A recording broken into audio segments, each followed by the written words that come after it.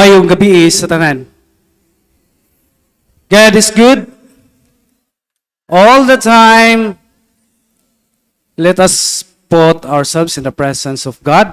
In the name of the Father, Son, and the Holy Spirit. Amen. Lord Jesus Christ, I humbly ask you once again to protect me, my family, and all those people present now from sickness, from all harms, and from accidents. If any of evil spirits have been sent against us, I commission you in the name of Jesus Christ and I send you to Jesus to deal with as he will. The Lord, I ask you to send your holy angels to guard and protect all of us. Amen. Saint Michael, Archangel, defend us in our battles. Be our defense against the wickedness and the snares of the devil. May God rebuke him, we humbly pray. And you, Prince of the heavenly host, by the power of God, cast into hell Satan and all evil spirit who prowl about the world, seeking the ruin of souls. Amen. Dear Mama Mary, we humbly ask you to protect all of us here, all those present now and all those people in our lives, whom we cherish as well as all our possessions, from any forms of harassments and retaliations, from all evil spirits, as we do this ministry. Cover us all with your mantle of love and protection. For you are our mother, and we are your children. Intercede for us to the Father, so that all that we do and say may redound to his good pleasure and glory. Amen. By making the sign of your holy cross, drive away from us, O Lord, all the powers of our enemies, all the evil spirit, and keep all of us here, your servants, in peace and tranquility. Amen. In the name of the Father, the Son, and the Holy Spirit. Amen. Mayong gabi, pag-usap.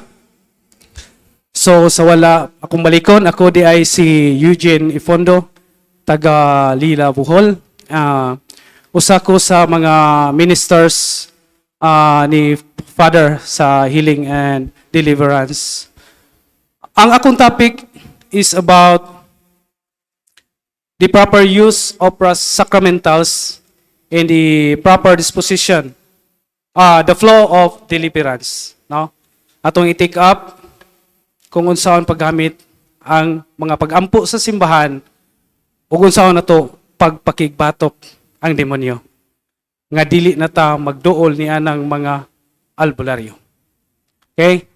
So una, diri sa proper use of sacramentals.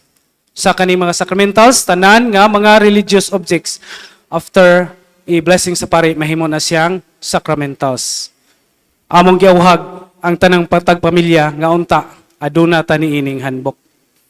Kay mo ni proteksyon nato, batok sa lingla sa mga yaw. Anata sa tanang mga sacramentals. Okay? Una, atong ilhon kung unsay kalainan sa sakramento o sa sacramentals. Ang sakramento, mao kana ang tinukod mismo ni Kristo, nga sa ato pa, si Kristo mismo ang nagtukod. While ang sacramentals, tinukod sa simbahan, ubos sa pagtugot ni Kristo, sumala sa Biblia. Kaya diha, sa Mateo 18:18 nagaingon, ang inyong idili dinhi sa yuta, idili usab sa langit. Ug ang inyong itugot dinhi sa yuta, itugot usab sa langit. Nga sa ato pa mga igsoon, adunay authority ang simbahan nga gikan ni Kristo. Amen. So, ang mga sacramentals mao na kadto ang nga mga hinimo sa simbahan. Pangutana, kano sa mahimong sacramentals ang usa ka religious object? Kining mga religious objects nga atong pagagamiton. Oil, salt, water, rosaries, crucifix, kano sana siya mahimong sacramentals? Isa na kabalo. Tubag, human sa blessing sa pare. Okay. Kanang inordinahang pare ha, dagan rabang pare-pare pod. Pare sa simbahan, kaya Katoliko. So, paigo, another pangutana. So, nay mangutana nga kinsa mga paria ang maka-blessing aning mga sacramentals tubag tanan gyud nga pare. Kana mga pare ninyo dool mo. Anaa din sa handbook page 231 ang prayer, ang ritual sa pag-blessing sa mga sacramentals na diri sa handbook. So, ikaduhang pangutana, paigo na ba ang blessing sa pare aron mo epekto diri kanato ang mga sacramentals? Paigo na? So, ang tubag dili pa. Tungod kay gikinahanglan ang proper disposition sa mugamit niini. No? So nakinahanglan nga ana ata sa estado sa grasya. Mas muepekto ang mga sacramentals diri kanato kung kita nagsubay sa kabubuton sa Dios. No? So unsa man ang proper disposition sa paggamit sa mga sacramentals? Una, paghinulsol. No?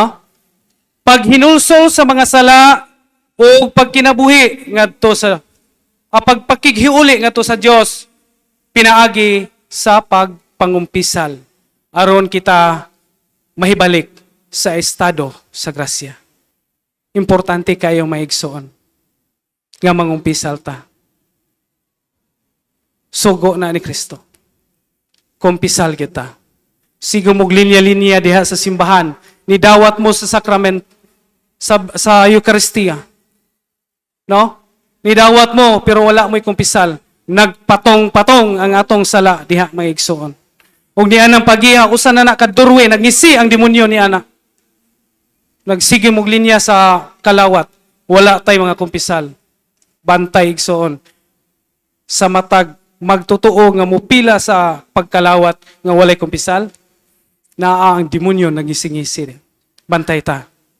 So, ano to? Maghinulsol ta sa atong mga sala ug mangumpisal ta aron mahibalik ta ngadto sa estado sa grasya. Kaduha, di kinahanglan sa mugamit nini ang tinuod nga pagtuo. Pagbaton sa matuod nga pagtuong Katoliko. No? Dili ng mga hilig og tuo-tuo. Oh, ayaw tagay og karibal ang Ginoo. Siya lang ang atong tuuhan. Mga timailhan sa usa ka matuod nga pagtuo, mao ang pagsalikway sa tanang mga pagtulunan ug baruganan nga dili iya ni Kristo. Nga sa ato pa dili iya sa simbahan. Sulod na ni ana ang atong mga patuo-tuo. Huwag tangan na katong gipangisgutan ganiha sa naunang speaker ug sa mga nanonood nga speaker. Hugot nga pagtuo sa Dios. Ayaw na mga patuo-tuo. Wala na. Nagngisi ang demonyo anak kung ana ta magpalinlang. Subon ko mao ang pagsalikway sa tanang mga pagtulunan ug baruganan nga dili iya ni Kristo. Kaduha, pagbaton og kalig-on panahon sa mga pagsulay. Kinay krusyal kay ni mga igsoon. Pila ba kanato dire nga maiabot na sa mga pagsulay sa kinabuhi? Dayong basol sa Ginoo. Nganong gitagaan ko nimo og sakit nga mosimba man ta ko nimo. Balikag pangutana ingong kaugalingon. Ngano? Kaysa lakton nga pagkaigsuris sa pagkatinuod lang mga igsoon. Dili na to angay basulon ang Dios kung unsa may atong nahiaguman niining kinabuhia. Kay kita mismo may naghatod sa atong kaugalingon ni anang maong estado sa kinabuhi. Usisaha ang imong kaugalingon kung nagsubay bata sa kabubuton sa Dios. Ayaw basula ang Dios. Basula ang imong kaugalingon. Pangutan-a imong kaugalingon. Nganong nadutlantas mga pagsulay? Nadutlantas sa mga lingla sa yawa. Mga barang. Kung naalang ta sa estado sa grasya, dili na makaduot na ito mga igsoon. Mao nga kinahanglan gyud magbaton ta niini.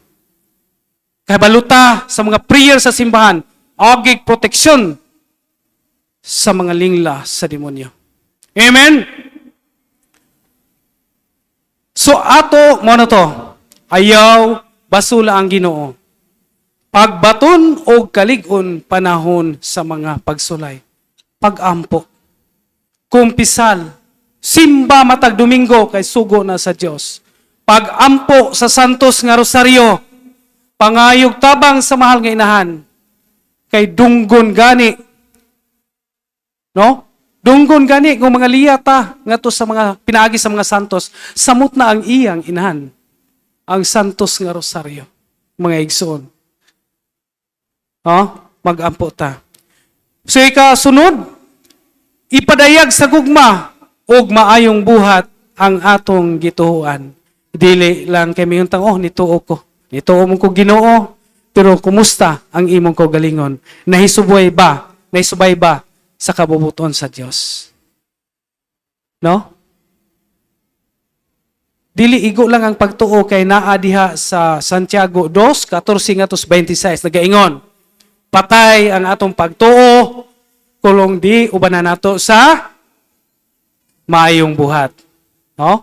Patay ang atong pagtuo kung di nato ubanan sa mga maayong buhat.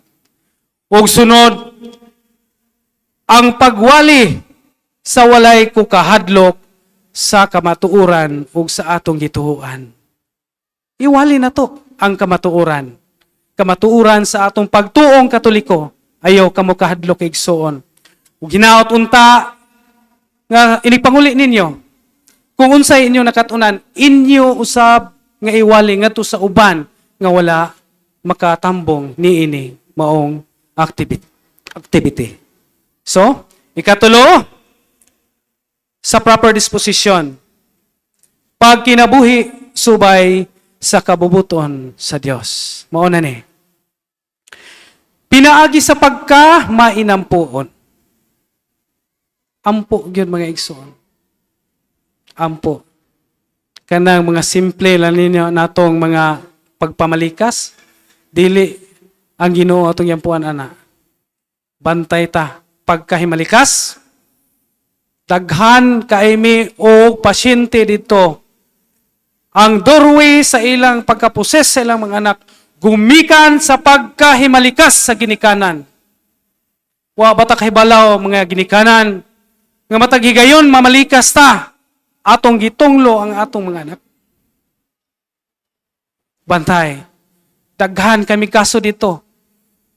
Pag-interview sa amuang dako-dako sa team, wa bay himalikas sa inyong pamilya. Ang akong bana, ako pod, dito na. Pag-break, pag-deliverance sa ginikanan, dugay kay nahuwasan ang anak, samtang ang anak mo i-focus sa deliverance. Pag-deliverance sa ginikanan katong mga himalikas, naulian ang anak. Ang doorway, nga na sudlan ang ilang anak, gumikan sa pagkahimalikas sa ginikanan. O kitang mga anak, kamong mga anak, bantay ang pagpamalikas.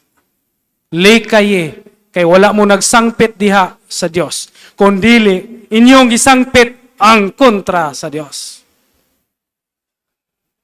No?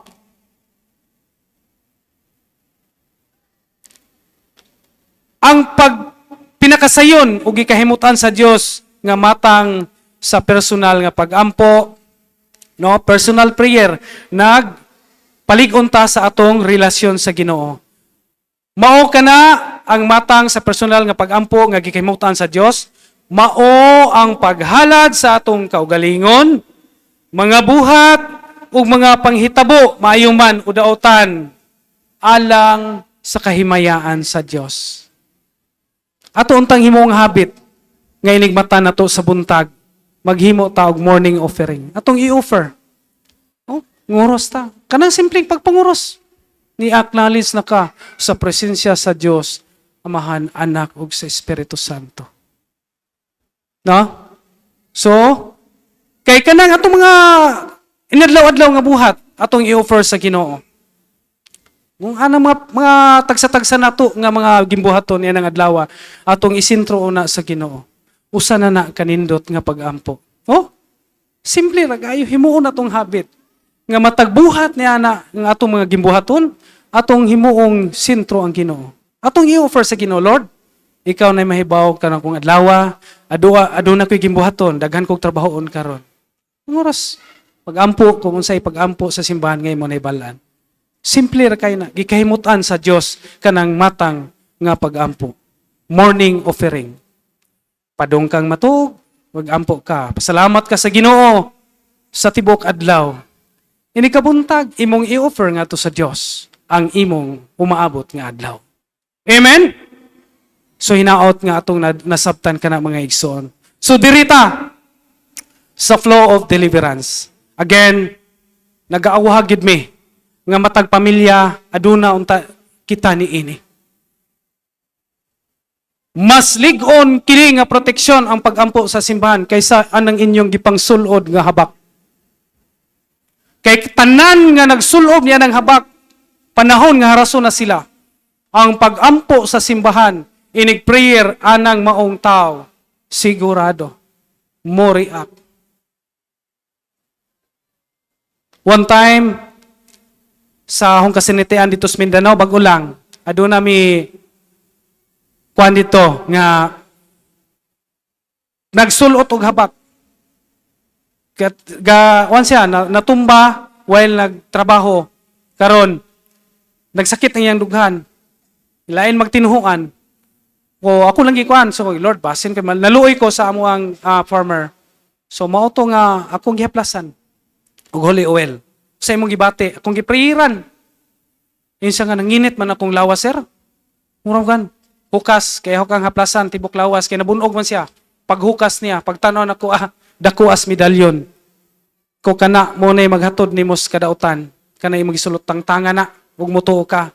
Isa nga, lagi sir, duha na mong niingon nga tangtangon hasta ang iyang pastor ko no niingon. So sa pagkaugma, nakita, pagkasunod adlaw, nakita mi sa sunod na po namong panagkita dito sa farm. Niingon sa, sir, naapa ba ka ito imong oil? Manuman, matay sir. Paghuman ni mong haplas na ho, nanginit man itong lawas. Nya imo pagpadung natang mahuman sa prayer, paghuman na ito og deliverance, imong prayer. Gipainom man ko nimo, pagkaugma, kalibang ko no siya patayng dugo. Yung, sige, almuranas ka. Sa kuha ko sakit, sir. Wa ko ikuan. Sige, ulcer ka. Wa, sir. Kay di ay siya, naana po siya gipamati, giharas sa testimonyo. Mao nang kinahanglan kita na aniining mga prayers. Okay. Pagpangandam una sa flow of deliverance, pagpangandam sa kaugalingon. So, mao na to. Number 1, be in the state of grace. Grace. Mo kumpisal sa pari, sa mga sala, ilabi na sa tanang salang mortal. No? Ikaduha, focus sa gahom sa Dios, dili sa gahom sa yawa, aron dili ta bation ug dili ta madaog sa kahadlok. So, kitang mga ginikanan, aduna tay authority sa atong pamilya nga mohatag og prayer of deliverance sa atong mga anak ug sa atong tibok pamilya. Mga anak, aduna sad mo'y authority nga mohatag og deliverance sa iyong mga ginikanan kung dili na sila kahimo. So, nasud sa pamilya, paniguroon lang nato nga we are in the state of grace. Mangumpisal ta. Katulo, pangayo sa balaang espiritu nga hatagan sa kalig-on. Kung mabati na nimo ang presensya sa Dios, niguman sa imong pagpangaliya, pangayoon nimo ang presensya sa balaang espiritu. Kung mabati na nimo, anak pa magsugod sa pag-ampo sa deliverance. So again, focus sa gahom sa Ginoo, dili sa gahom sa yawa aron dili ta bation sa kahadlok. Okay?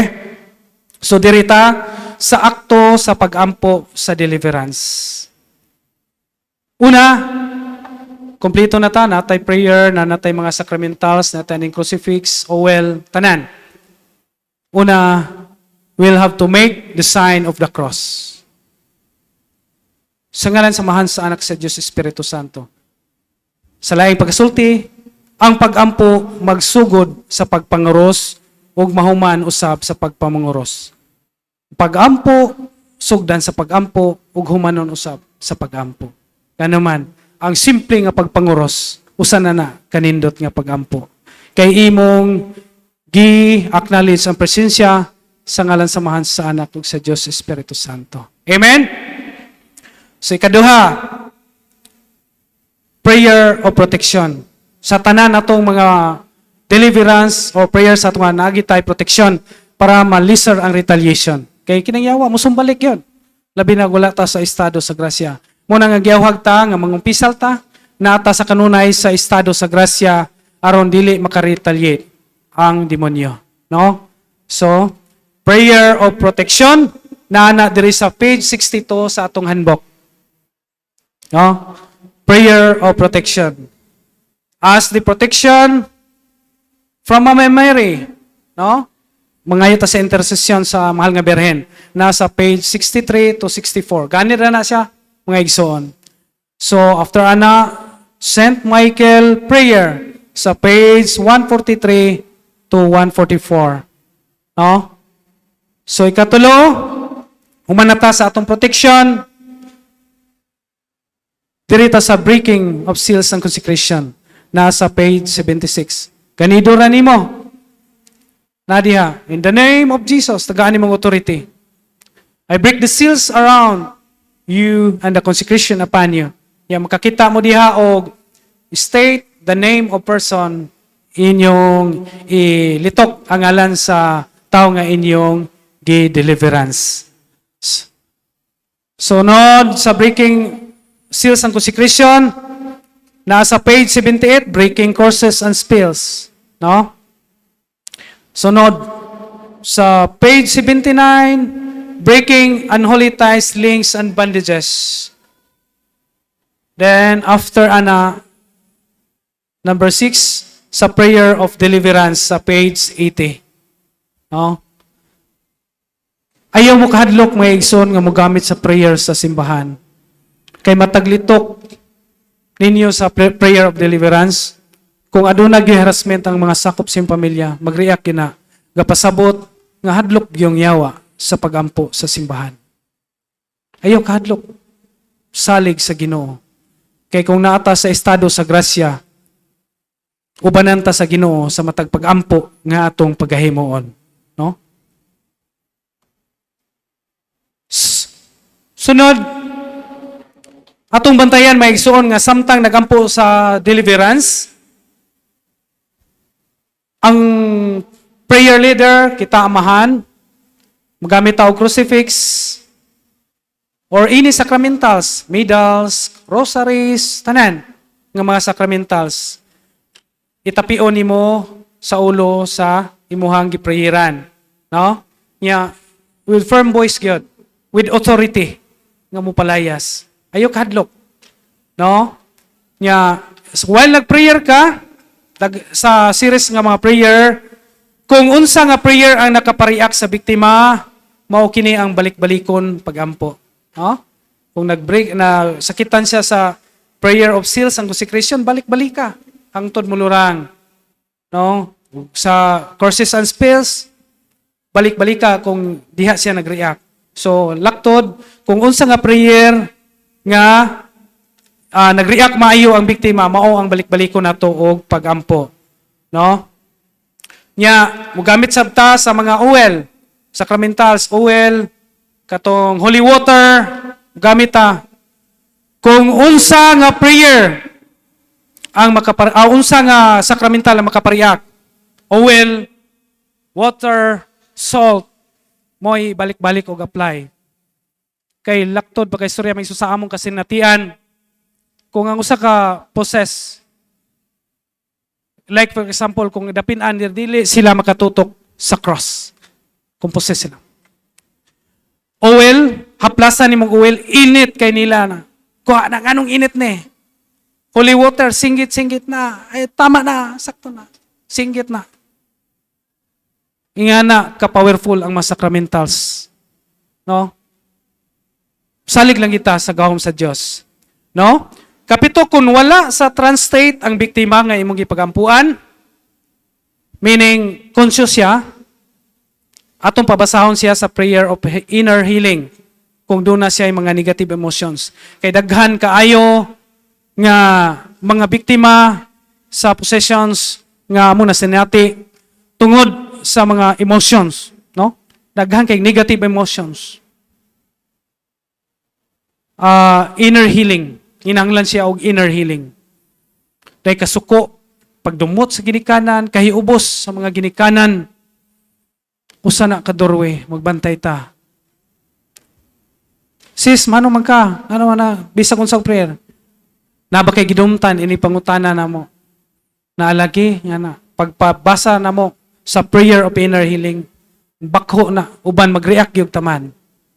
Tungod, emotions. Kaya nga no, ang demonyo, mali, ang emotion mo yung unang targeton sa tao. Muna nga, mabitaw na nga ang awagin nato nga magpaubos ta o magmasinugtanon sa simbahan. No? Humility and obedience will drive away the devil. No na mga igsoon. No? So mao na to, kung wala sa translate, kung makabasa siya, pabasahon siya sa prayer of inner healing, kung doon na siya ay mga negative emotions.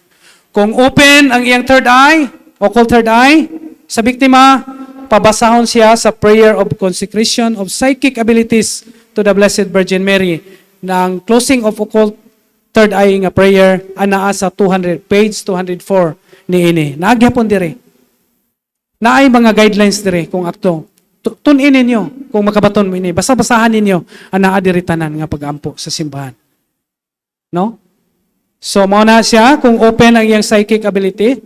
Kay kung usa ka poses nga active kaayo ang iyang occult third eye, inigpabasa na to sa closing of third eye, maglisod sila basa. Baka basagod, pero inigbasa na di na ko mabasa. Una nga, amo na pod nga hilamusan sa holy water. After mahilamusan sa holy water, makabasa na pod. Nga na ka-powerful ang atong mga sacramentals kung aduna gitay pagtuo. No? Ikaw, sunod, kung ulian na siya sa makabasa na siya sa occult third eye nga prayer. Kung mahuwasa na ang biktima, palitukon siya og I love you Jesus. I love you Mama Mary. Ang usa ka poses kung dili pa maulian, ini palitok nimo sa pulong I love you Jesus. Dili nila makaya. Ungan, paimnon og holy water, painom na og holy oil. Pag inom na, mag-anamanam na, hangtod nga maulian. Balik-baliko nimo mga pag-ampo, nga nakapariak niya, hangtod nga maulian siya. No? Nga na, ang demonyo maglisod gyud og dawat sa pulong I love you Jesus og I love you Mama Mary. Gani adunay usa ka poses nga pagpasud pa lang niya sa deliverance room sa amuang office, pagkakita niya sa imahe ni Mama Mary, singgit siya, kanang babayhana, mo'y nagkaangin. Ngana ko. Garbo. O na nga, ayogin mo pagpagarbo. Kaya ang pagpagarbo, iyan na sa demonyo. Pagpaubos, kay mao kanay makatubos. Humility is the mother of all virtues. Bantay ta mga igsoon. So, una to, kung makalitok na siya sa I love you Jesus, I love you Mama Mary, paimnon ang biktima sa holy water ug holy oil. Mailhan na nimo nga naulian na siya, wala na siya maposes, nakagawas na ang daotang espiritu, kay makayan na niya pagtulon ang holy water o holy oil. Oh.